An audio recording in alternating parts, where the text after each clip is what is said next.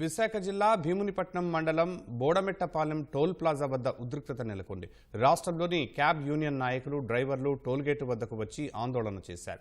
Toll ప్లాజాలోని పరికరాలు, అద్దాలు, కంప్యూటర్లను ధ్వంసం చేశారు. విధులు నిర్వహిస్తున్న టోల్ సిబ్బంది పరారయ్యారు. బుధవారం సాయంత్రం టాటా మ్యాక్సీ క్యాబ్ డ్రైవర్లు టోల్ చెల్లించకుండా వెళ్లడంతో అక్కడి సిబ్బంది ఫోటో తీశారు.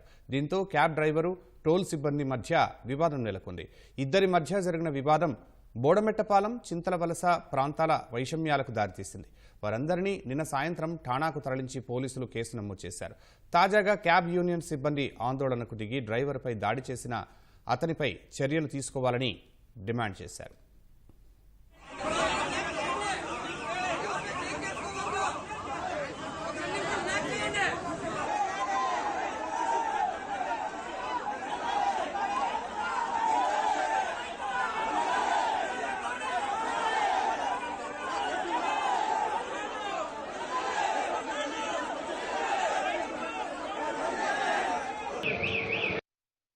టోల్ గేట్ లో దారుణంగా అయినా కుట్టారు. దానికి సంబంధించి అన్ని యూనియన్లతో పాటు మేము వచ్చాము. లోకల్ వాళ్ళు ఇక్కడ అపాయింట్మెంట్ చేయడం వల్ల చాలా దారుణంగా ప్రవర్తన చేస్తున్నారు.